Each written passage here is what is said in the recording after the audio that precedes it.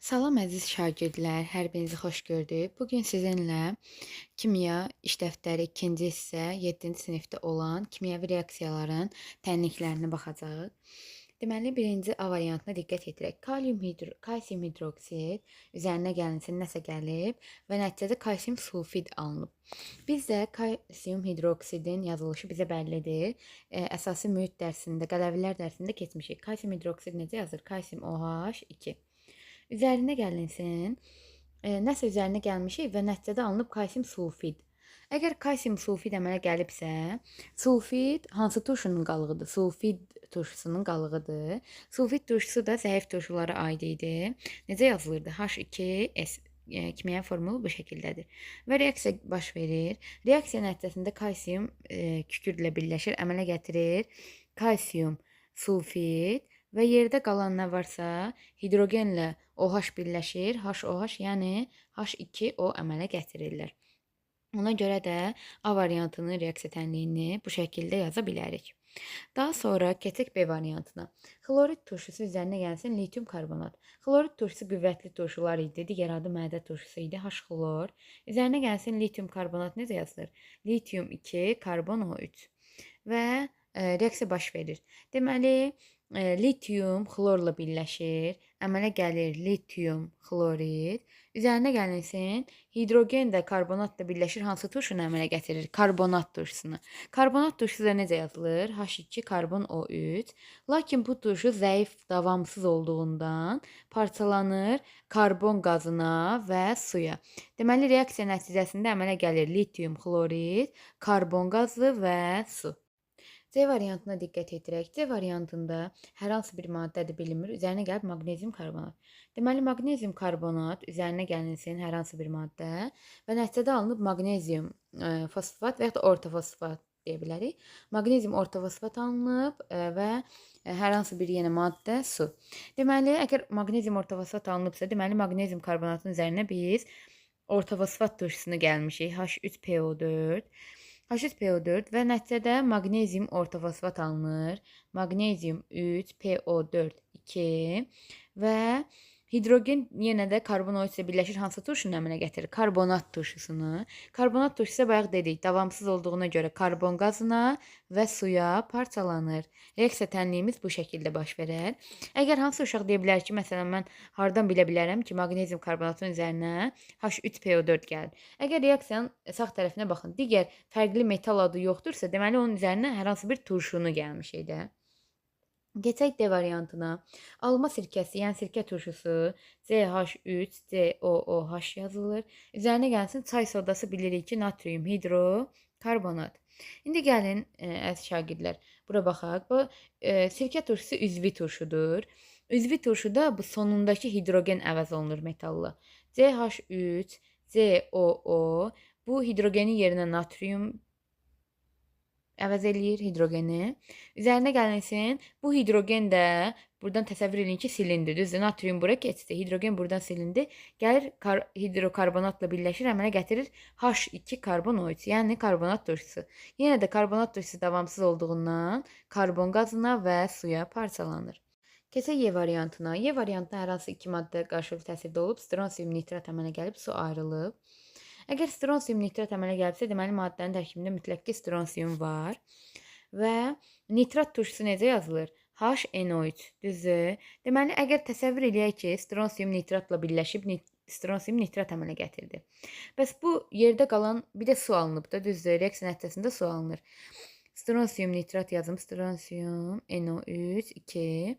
Bu suda hidrogen bildik. Bəs su nədir? HOH-dir da ümumilikdə. H2O. Düzdür? Əgər bunun hidrogeni burdandısa, yerdə nə qalır? OH.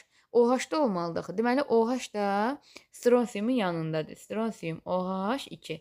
Stronsiumla nitrat birləşir. Stronsium NO3 və sudakı hidrogenlə OH birləşir. H2O əmələ gətirirlər.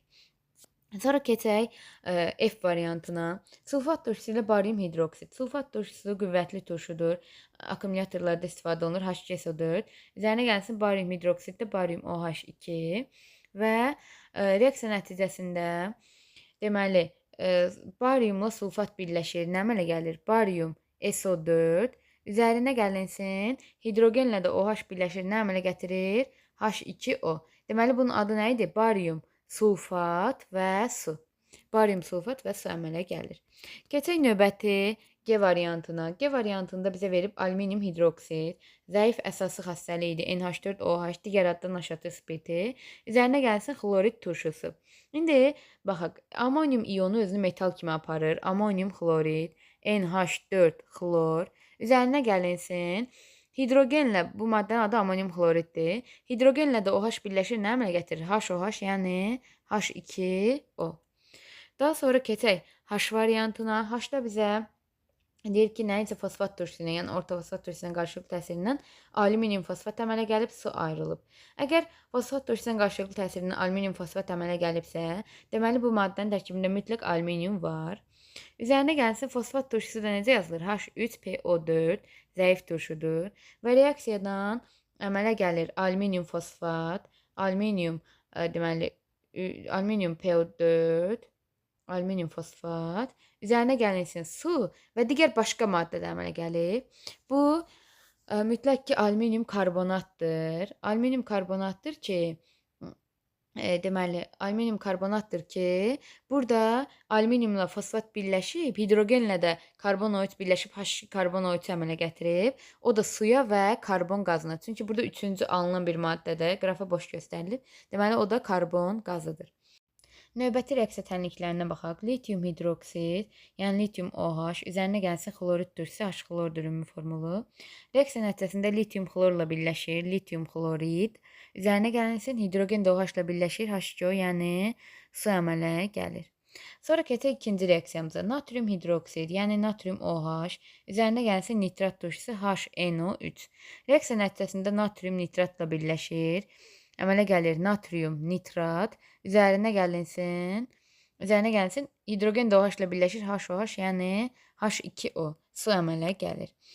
Üçüncü reaksiyamıza baxaq. Üçüncü reaksiyamızı bilmirik. Hansısa iki maddələr bir-birlə reaksiya daxil olub, maqnezium nitrat əmələ gəlib. Deməli, maddələrdən birinin tərkibində mütləq maqnezium var. Üzərinə gəlinsin nitrat turşusu. Maqnezium nitrat turşusu gələndə maqnezium nitrat əmələ gəlir və su alınması üçün su nədir? HOH-dir da su, düzdür. Hidrogenimiz burada varsa, deməli burada nə olmalıdır? Mütləq ki, OH-ımız olmalıdır. Maqnezium OH2, hidrogenlə də OH birləşir. HOH, yəni H2O-nu sunu əmələ gətirirlər. Maqnezium NO2, maqnezium nitrat və su əmələ gəlir. Keçək növbəti reaksiyamıza. Alüminium fosfat, yəni alüminium orta fosfat əmələ gəlib. Deməli, alüminium hidroksidin, alüminium OH3, üzərinə gəlsin H3PO4. Bu zaman alüminiumla orta fosfat turşusu birləşib. Alüminium, deməli, fosfat orta fosfatı əmələ gətirib. Hidrogenlə də OH birləşib H2O, yəni su əmələ gəlib. Növbəti reaksiyamıza diqqət yetirək. Amonium hidroksid ilə sulfit turşusu. Amonium hidroksid NH4OH-dır, zəif əsasdır və digər adı naşatı spirti. Üzərinə gəlsin sulfit turşusu zəif turşulara aiddir. H2S və reaksiya nəticəsində amonium özünü metal kimi aparır, sulfit ilə birləşir. NH4 deməli 2S. Üzərinə gəlsin hidrogenlə OH ilə birləşir, HOH, yəni H2O əmələ gəlir. Amonium sulfit və su.